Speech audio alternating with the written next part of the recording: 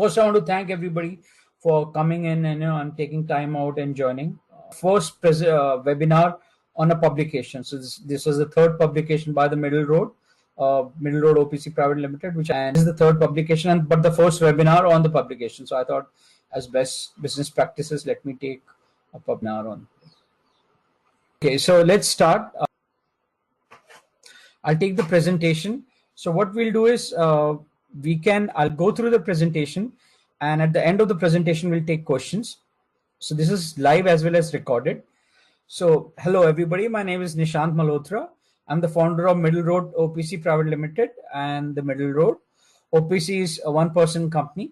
So this is I'm taking a webinar on my third publication, which is the Inequality Conundrum Pathways Ahead for India.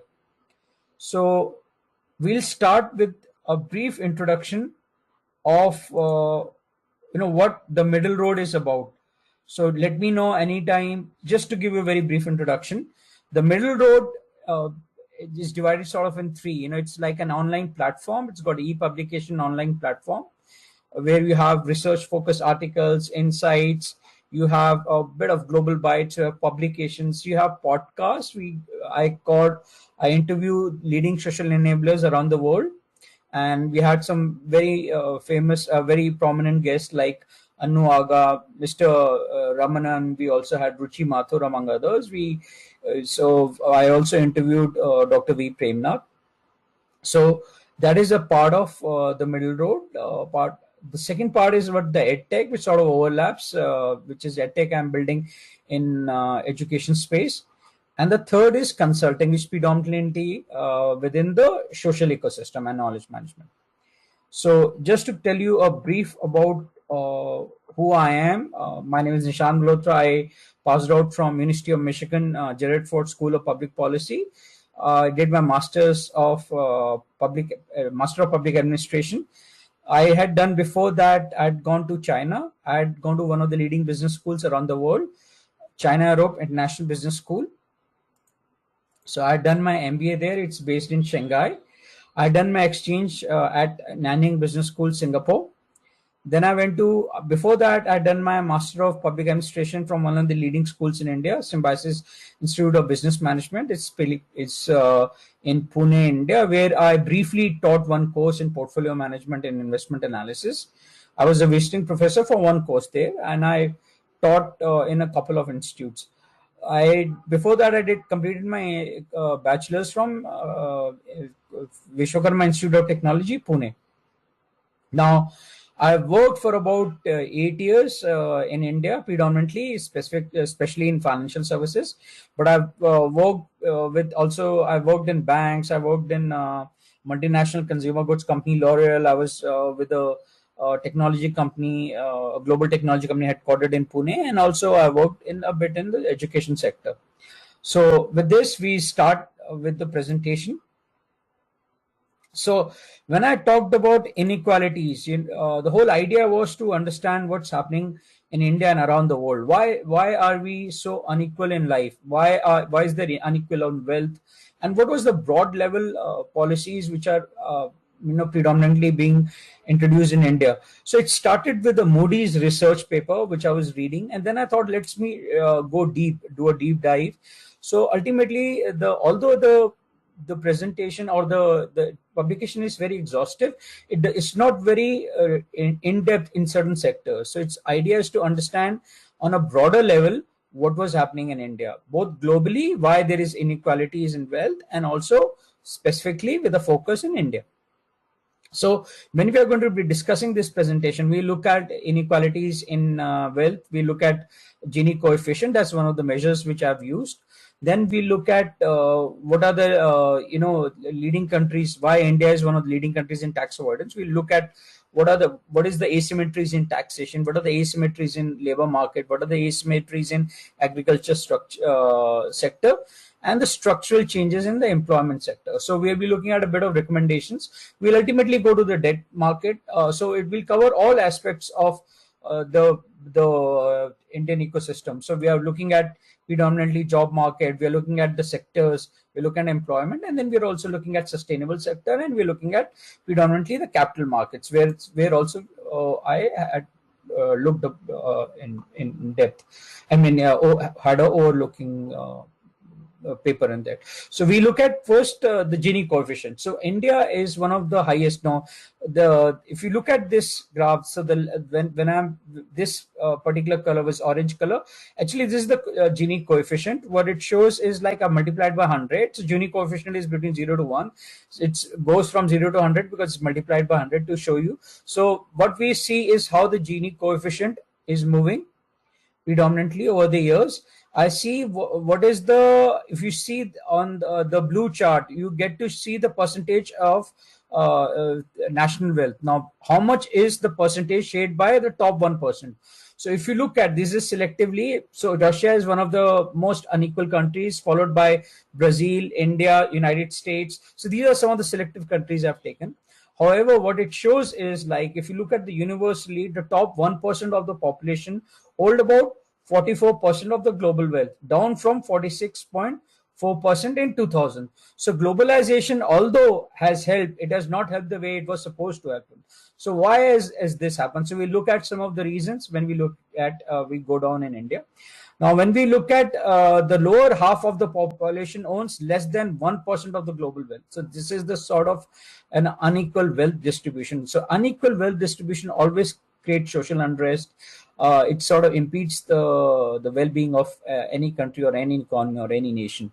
So we also see the wealthiest 10% own 82% of all the wealth. So when we look at India, now this is taken from Credit Suisse 2019 report and Oxfam, whenever specifically the Indian figures. The top 10% of the Indian population holds 77% of the national wealth. So this is something which is very, interesting and also very disturbing. So this is one of the most disturbing news which I had, and I wanted to highlight it. And we go forward and we look at this more exhaustive when you look at the publication. So now I come to the first part. We look at the income tax revenues. So one of the inequalities which we see is basically the tax avoidance.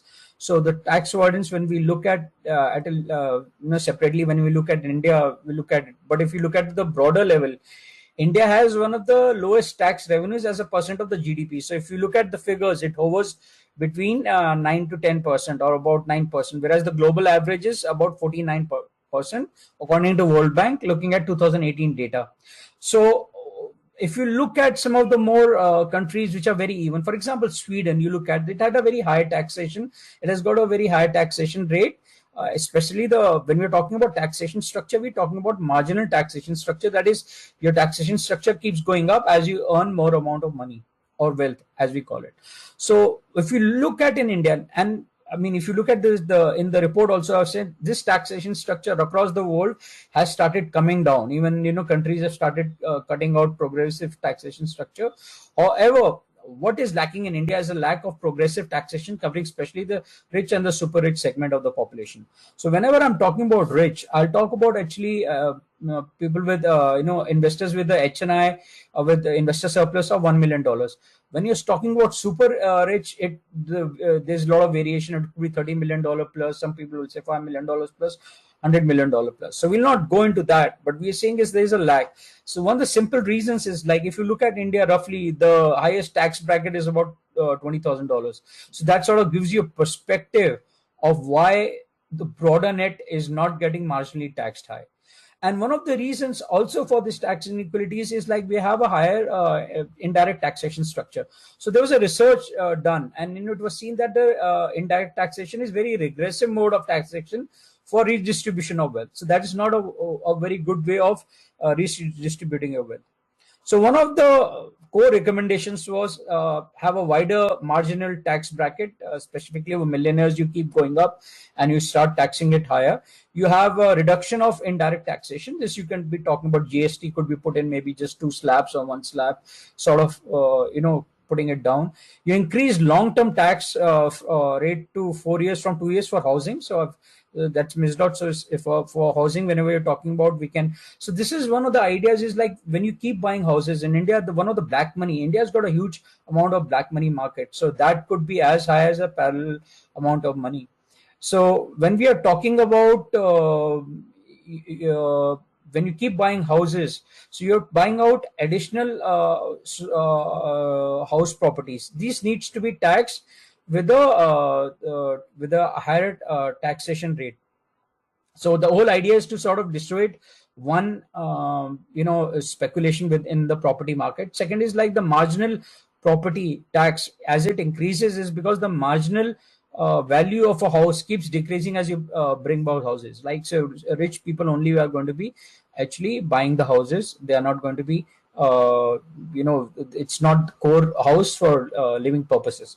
So this was one of the focus areas, and why the taxation given. Now when we look at the taxation, so this is one of the very important when we look at some of the core things. In a country of 1.3 million people, we have only 57.8 million people filled with the file for tax, and about that, about 8,600 Indians registered salaries above 5 crores. So I've I think taken the measure as about $1 to 75 INR, and about 2,200 are above 1 crore. So now this is predominantly 1% of the Indians own about 45% of the total wealth in India. So this is one of the most disturbing trends coming in, and this is actually one of the biggest de-enablers for any country which wants to progress. So that is one of the core highlights. So when we look at now tax revenue, one of the core recommendation is like what I talked about, wider tax make reduction. You also increase corporate tax rate. That's one of the suggestions, is just to increase corporate tax rate to 30% from down from up from 25%. This is one of the core reasons, is like all this is going to be a major enabler in terms of getting revenues for the government. So this is one of the fair ideas. It's not a very high tax rate. It's taken as a moderate of 30%. So we come to now asymmetry. So one of the things is, we looked at, one is the income redistribution, which is so asymmetrical. So one of the why is this happening? So when we go deep into the surface and we look at that, one, the labor market. Now about 90% of the labor market in India is in unorganized sector. Now that is a huge problem. We have about 450 million people in labor market. So this is the estimates which I got from the World Bank. This is by 2019. So if 250 million people are in labor market, 10% is only in organized sector. Now that becomes a huge problem. Out of that 10%, majority of the people are in agriculture sector. And we look at this again as a economy. When you break it up between agriculture, you're bringing manufacturing and services. So you see agriculture is actually accounting for 43.21% of the total employment in India, but only 15% of that is linked to the GDP in 2019. So that's a huge a bottleneck, if you look at, because when you're and as we look forward, when you're in organized sector, you practically open to a lot of exploitation. So now when we look at the next slide, I'm talking about asymmetries, and we look at the agriculture sector. Now India has got, if you look at the comparison between as you progress, the agricultural land comes down. So if you look at in India, although we have one of the highest operation holdings in the world in terms of agriculture holdings, 87% of the land holdings are with marginalized communities. So if you look at the average holding sector, when I'm talking about marginalized sector, I'm looking at the average holding less than 2 hectares. Now, if you look at the average holding in India is just 1 hectare. So that is a huge, because it again opens to exploitation. You don't have the best practices. There's a lot of wastage within the system. So going forward, when we look at the in-depth some of the findings within the agriculture sector, we see 67% of the land holdings is less than 1 hectare. Now, if you look at the global average, which is 12%, and which is actually under 2 hectares. So if I take the figure of 2 hectares, it could go wide range much more widely. Now, 50% of the farmlands have no access to irrigation facilities, which is like a huge problem. 5.2 of the agriculture households in India have no access to tractors, 1.8% to power tiller, and so just to give 1.6% to just have drip irrigation. Now, when you're looking at households, just 32.2% of the agriculture households are educated, and only 4.6, which is about roughly you can say approximately 5%, will have just a diploma or a graduate degree. And what is very interesting, which is now when we look at the inequalities within the Indian system, we look at the so-called globalization. So Himanshu, you should refer the paper, did a study, and what it's come out is that the majority of even the sort of upside which has come even in the unorganized, or you can say the rural sector, is skewed towards the managers. So this is so ultimately, even the farmers or the rural workers in non-farm sector, missed out majorly in the boom which we have seen in the last 20 years in India. So when we look at another disturbing trend is like a huge amount of debt. So about roughly just a little bit less than 50% of the households, especially in the rural sector, have exposed to debt. So this becomes a huge problem and a bottleneck. If, you are not able to be very productive. You're open to basically exploitation. You're not within the safety bracket of the economy. Now, when we look at this MSCs, how can we tackle it? One of the core reasons, now what the Indian government has been doing, and which is a good step, is been using land leasing as a mode to give out land leases to farmers. But what I have suggested in the report is like we buy back the lands at market rates. This is not only from, you could either allot it at market rates to in a very open up lottery system to farmers, so that they can have buy back the land. You can also, when you're buying from marginalized farmers, you can have make sure that they have alternative careers. So this could help you a lot, in terms of making sure that you could give above market rates for the land, to make sure that they have an alternative career. Otherwise, you don't go and buy that land. So the whole idea is to put land and increase the shareholding of the farmers. Now, one of the most brilliant ideas which I've connected here is how to bring down the debt levels of the farmers. There are two ways you can do, which is, one is to get microfunding going. Now, there are a lot of major players. Grameen is been doing a lot, Kiva has done this. So this is sort of a bit motivated by the Kiva model worldwide, whereas you start a national peer-to-peer micro lending, whereas people can lend and lend for free. For example, I have a marginalized farmers, I want to help him. I can open through the peer-to-peer network, one person, you have an intermediary, so that there's full accountability, and that would be a framework put in by the Indian government. You can also have marketplace for it if you want, but looking at way below market rates or even free, you can give free capital to farmers who are really marginalized. So it will bring their debt burden down. It will have them, it will give them the required capital to increase their holdings. The whole idea is to bring down the debt of the farmers and to increase their holdings, so that they have the best practices in the agriculture sector. They get best access to equipment. They could have tractors, and the best thing in the technology to be more productive. This bring down waste and will bring more productive. Now, the other is blended capital. Now, blended capital I've repeatedly talked about.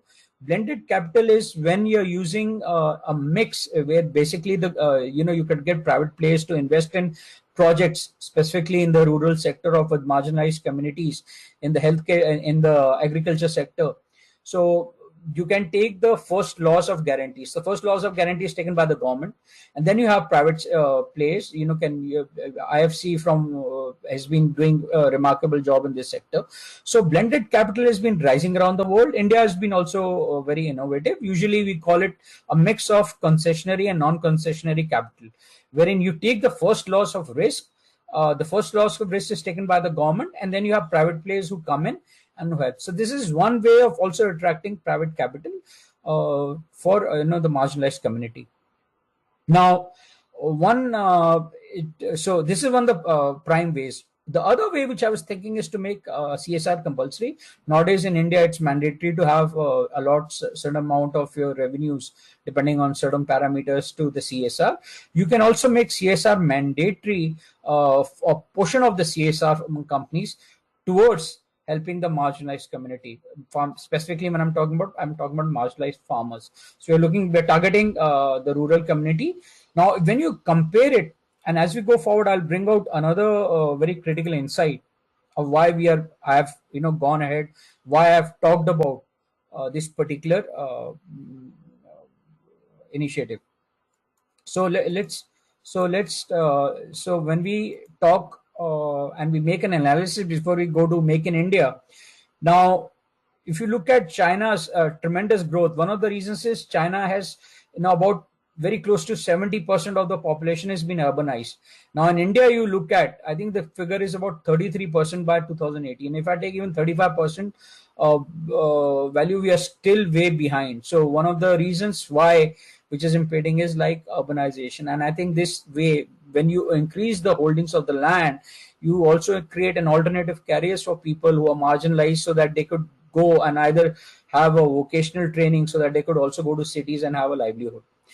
Which we see migrants, workers as one of the major communities. So we have about 40 to 50 million migrants who come from different states to work in the cities. And so now we come to Make in India. The reason why I went to Make in India was a couple of things. Is like, because we'll be talking about the manufacturing sector, we'll be looking at sectoral structures. So when you're looking at a structural overview of an economy, it's very important to look at some of the policies. So one of the policies started by the present Indian government was to focus predominantly in the manufacturing sector. So of course it was to increase the manufacturing sector pie to 25% by 2020, and if I'm not wrong, to get at least 100 million jobs by 2022. Now if we look at the trend, India has a strong forte in terms of manufacturing, but if you look at the manufacturing GDP as a percentage of GDP is only 14.82. So that is where it is. So we have missed that mark. And according to what's very interesting is, like, if you look at the World Economic Forum has said the manufacturing value added has increased only 7% over the last 3 decades. Now that's a very troubling figure. We have also, if you look at India as a 3% of the manufacturing share, the global share we say, which is 3%, we have a global position of 6%, 6th position as from the rankings which I have. Now, there was also an analysis done by World Economic Forum with A.T. Kearney, and they came out with a report in 2018. And in that, India was ranked 30th in structure of production, and 44th in drivers of production. So if you look at how we have been compared, you will see that we come into the quadrant which is known as the legacy. Basically, we have a strong current base, but we are still at risk of future risk. So this is a huge point of concern. If we want to make a world-class manufacturing hub, I think as we go forward, we need to be very high on these parameters. So when we look at why just to sort of give you a fair bit of comparison of certain countries. So before I start, I hope, are you able to see the presentation? Am I audible? And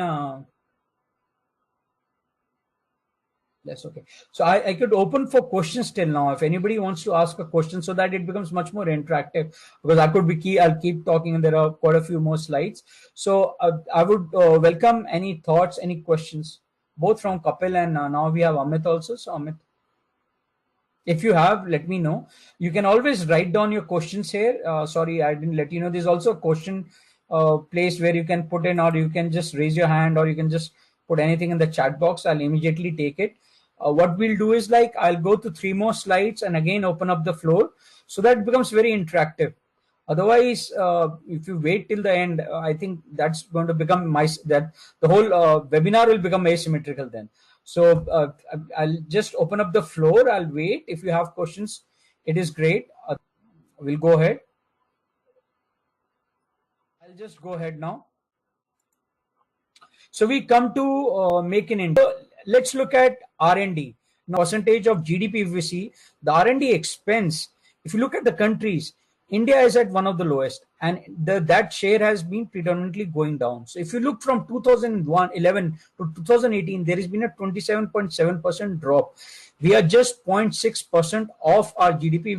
We are actually investing in R&D expenses. Now, this is way much lower if you want to put up a structure. So I've given you fair comparison of some of the very important countries in manufacturing. As a matter of fact, Thailand is according to the report was a very interesting country. If you look at ASEAN, even ASEAN is investing a lot. You have Malaysia, which is very well equipped. We have Thailand. We have Vietnam, which is coming up.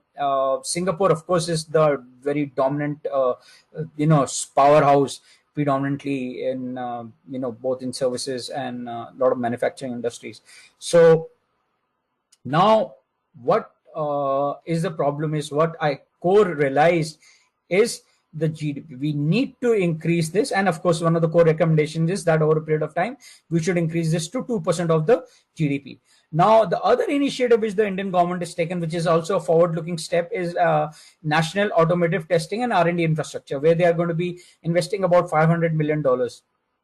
Now, that is good, but I think you need to have by far more amount of capital to be investing in. So one of the reasons when you look at, and we'll go to slow model when we come to an end, why I'm saying this is India has got a huge population.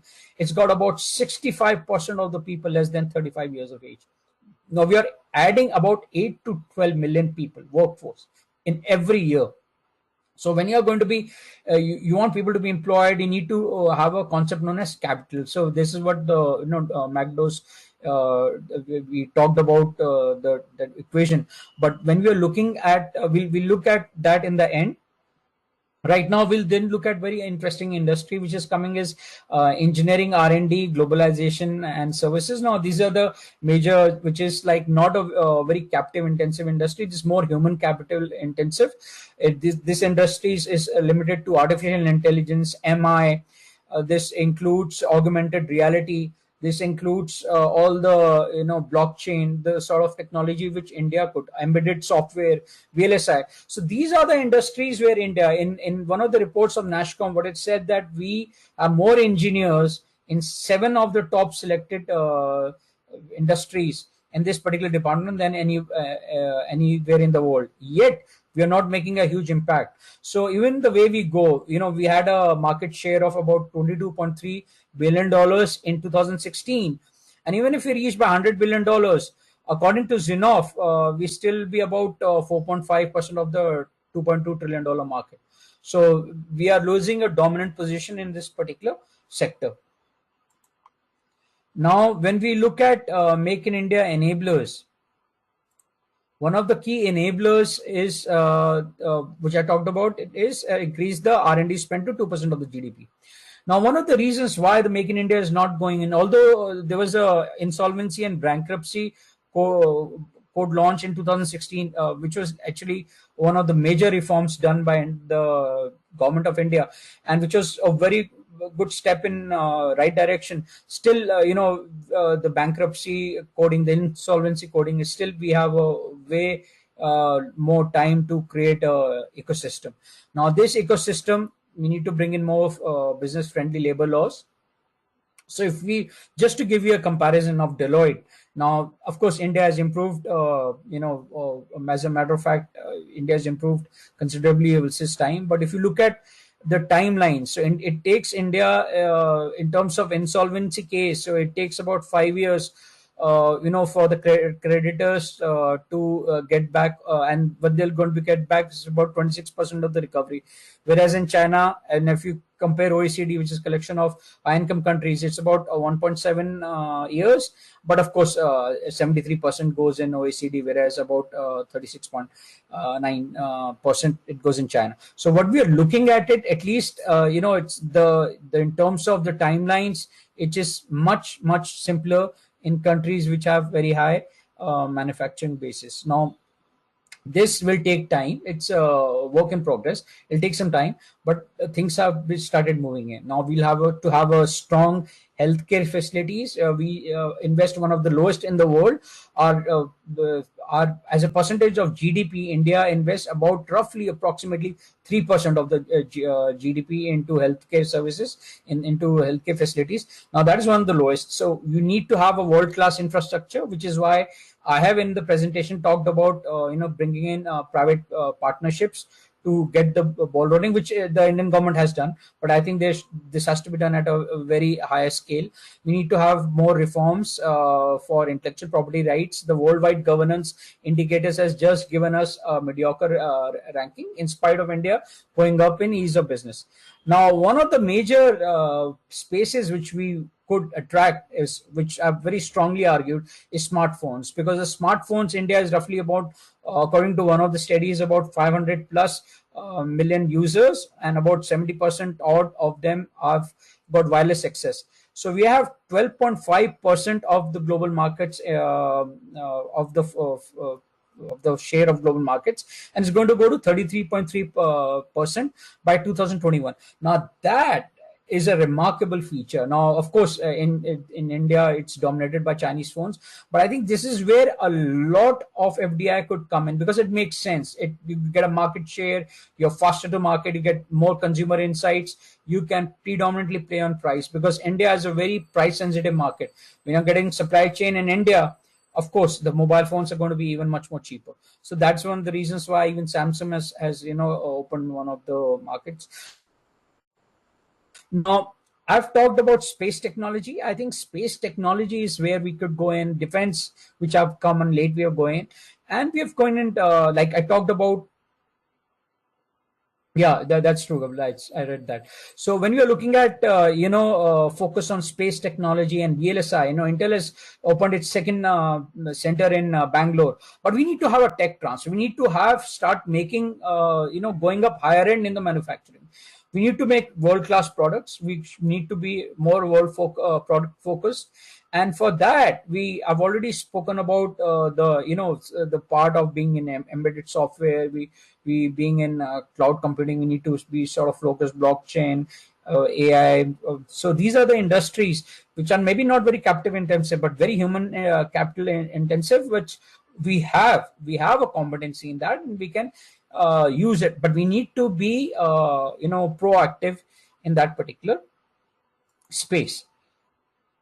Now we come to the employment sector. So one of the if you look at the asymmetries within the Indian system now, which is one of the major focus areas which you are talking about, which is structural changes we need, is the services. Now, services industry accounts about 49% of the GDP in India, close to about 50%, but it only is employing 31.9% of the employees. Now, that is a major hurdle. So you have the number one industry which is creating a lot of GDP for you, a lot of wealth for you, a lot of income for you, but you don't have, it's not employing the sort of number of employees which it should be happening. So services is predominantly one of the fortes which India is good in it, and it should build in. So this service is not only for software services, it's across the board services. It could be financial services, pharmaceutical services. So this is one sector which India needs to do. I talked about agriculture sector. So one of the major recommendations is like you increase the employment in the services sector, you increase the employment in the manufacturing sector, which is going to bring the employment in the agriculture sector down. The whole point is you got to move the pie from the unorganized sector to the organized sector. That is the only way you will be able to march ahead, because you're going to bring people, first of all, in the whose payments are going to be recorded. They are not going to be open to exploitation. They will get some kind of medical services which are going to be free, and you are predominantly creating wealth from them so that they rise in wealth at one point of time, and they ultimately come over a period of time, earn money, and can also come into the taxable bracket. Taxable bracket, whenever I'm talking about, is because I want them to progress over a period of time, over a period of years, so that there is a concrete focus that they are earning a sustainable earning, which is also increasing over a period of time. India, one of the key sectors which is emerging around the world is sustainable sector. The point is, even the World Economic Forum report, when it sort of marked you on various parameters, it did not mark India very high on sustainable sector. So which is a huge worry. So that's a huge worry which you need to look at it. So one of the recommendations which I've given a direct figure. Let's take it to 40% in the services sector as a percentage of the GDP. Now you're going to be increasing that by about 8% the GDP increases, but then also so that's a very good target which Indian government could look at. You increase the focus on manufacturing circle. You already have a focus, but then you have a more focus towards the sectors which I have talked about. You bring in more product-based startups. Healthcare has been there. Fintech has become a major, startup. Cloud computing has always been there. So online education will be having a renewed focus. So these are certain sectors which can contribute a lot to not only GDP, but they will be able to employ people, because those are industries which people could really move in. And a lot of these industries where you employ people might not need very high skill sets. Vocational training would be good enough. For example, in hospital space, we don't have so many hospitals. Now look at a lot of people in the clerical staff. You're giving them a job. You're giving them an income. So, these are the things, and it does not require a very high set of skill sets. So nowadays, when we are talking about online computing, I talked about Uttar, I talked about quite a few companies. So they are able to sort of go in and train blue collared workers. That's where the segment is which you can train them, not only on through courses, but you could do online. So that's it. So one of the major recommendations now, which has come from India, which I've come in and looked at the figures which came on from the Moody's, is that the Indian government debt is at 72% of the GDP. Now that's very high. That's about 30% higher than the average of sovereign rating which we had. Now the interest payments alone are going to 23%. Now we have a huge problem with terms of interest rates. Why not go for a zero coupon bond? Now zero coupon bond, you don't have to pay coupons. Coupons means interest rates on bonds. So zero coupon bond is given at a discount of a face value. So when we talk about bonds, face value is for example, let's say I have a company, I come out with bonds in the capital markets. I want to raise funding. So one way to go is to go to the capital markets through bonds. So the bonds will have a face value. Let's say it's about 100 INR. Now, just to give you an example, and I'm going to pay let's say, to make it very simple, annualized coupon, which is interest rate of 7 to 8%. We're just taking as a simple example. Now, if I have an interest payment, so we are talking about the Indian government. So Indian government can go, which is the sovereign bonds, and go and get funding from not only from the private sector, it goes globally, and the different governments should be actually paying, buying the bonds.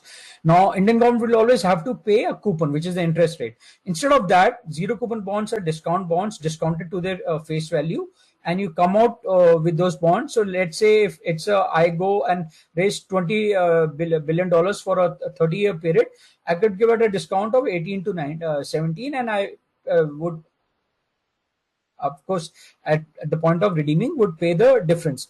Now, what you get is you get a lot of time for you not to be paying first. You don't have to pay periodic coupons. What you can do is you can always have rolling over zero coupon bonds when you go out, so that whenever you need to pay, you'll have the cash flows to pay them again.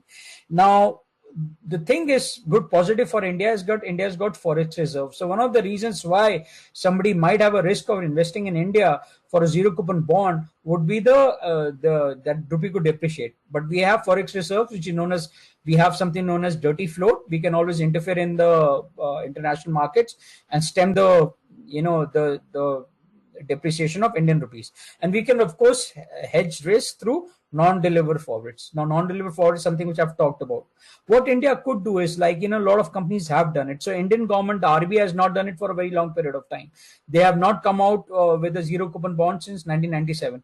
However, state governments have started coming out. So I think this is one bond route which I pretty much think would really help the Indian government to go out, to come out and raise capital through this market route. So now we come to what is basically the last slide, where I've talked about, we have covered the mindset problem. We've not been able to give a sustainable push.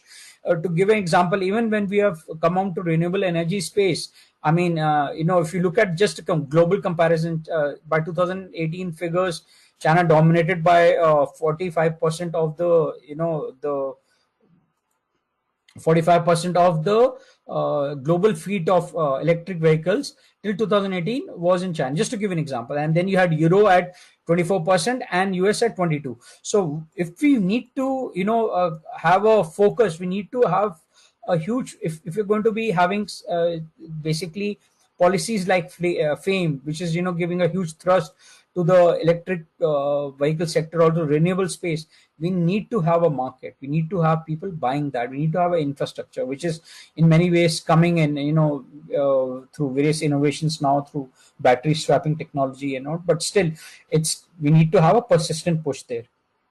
I've talked about putting up public-private partnerships, especially in infrastructure. We can do land leasing. That is something which Indian government could, do it in a major way, which if they feel this is good.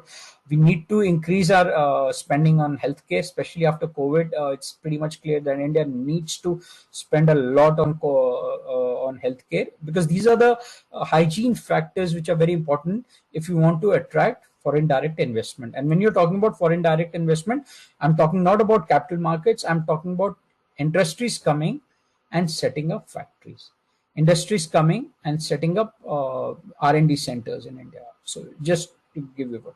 So we need to have a very positive push in sustainable development sector. We need to focus on tech transfers. We need to have educative initiatives. So one of the very good initiatives which I've seen is done by Atal Tinkering Labs, going to schools and getting that innovation done within kids. There's a lot of hackathons. In one of my podcast, I mean, I've interviewed Mr. Raman and also talked to Virendra. So, these hackathons, when you're going in, you're getting people to go, especially kids at a very early age, towards the experimental side. So that's one of the major things which is missing. I mean, today's India's generation of students are by far more practically oriented than the time which I came in. So that is what I think is predominantly needed for India.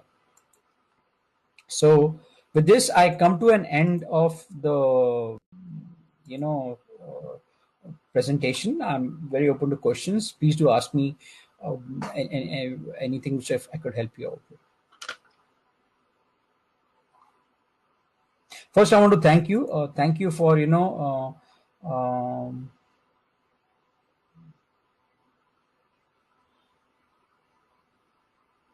see, yeah, okay. So I'll take the Kapil from, it's a question from Kapil. So he's talked about, okay, so he has given quite a few questions. How do you see the new national policy enabling transfer of pie from unorganized? So very frankly, I've not gone in depth on this education policy. So I could, read it and I can get back to you. Now, if India wants to be self-reliant in defense production, how do you see this filling the inequality from making it? So when I'm talking about inequality, so one of the things is when you're talking about defense sector, you're actually going to be in anything which you're going to be doing in defense sector is going to be very capital intensive. So you'll be putting in factories, and so this is one part which is going to be employing blue collared workers. So what it goes to get is whichever way you're going in a capital intensive industry. So there are two intensive industries which you talked about. Either you go in a very capital intensive industry, which could be one of them, which could be defense production. When you are going to that industry, you are creating a lot of jobs, both from blue and white collared people. The other is you go through engineering R&D, which is like you're going into high tech. And in high tech, you're of course creating jobs for the most cream of the people in India, or people who are from a very educated class. So you need to have a mix of both. If you're looking at India with a 1.3 billion people, with almost 90% of the people in organized sector, I would be looking at also setting up industries, like we talked about smartphones, we talked about defense. So defense industry in this particular manner is going to come in, is like it's going to be setting up. When you set up, you need to have people in the blue collar workers to be will be working on the production floor. So that is in a way help India from getting jobs from the unorganized sector to the organized sector, or getting people jobs from the rural sector. So I hope I've answered that question.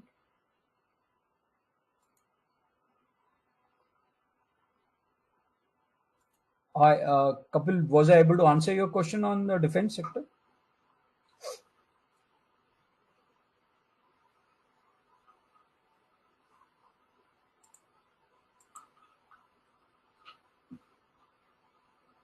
So let me come back to you on the education. So I've actually not gone in depth. So I don't want to comment on how the education, because since I've not read about it. So because the other question is predominantly national education policy and transfer of pie from organized. So need to be very specific here. How the education policy is going to be affecting the agriculture sector, I'll need to come back and I can put an email to you on this. So that is you could ask anything else if you would like to ask.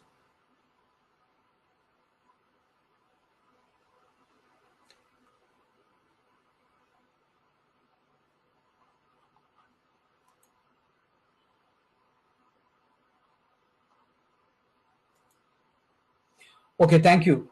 Thanks a lot. I really want to appreciate. Thank you for being there for the webinar. It's always good to have. And I want to personally thank Kapil and Amit. This was live, so you can actually see it on my channel. Sorry, on the startups channel, the Middle Road, the YouTube channel.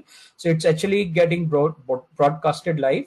I'll also be putting that on my platform. So I'll put both this version and the version which I'll be get recorded version from A-Meet. So that's going to be playing across board on the platform for a couple of days. So thank you. I really appreciate for joining, and I hope I was able to clear all your doubts. And I wish you all the best. Have a great evening. Just be COVID-19 is still like going up in pretty much, the cases are rising exponentially in India, and I think we need to be just careful. So just be safe, and wish you all the very best for your families. Thank you.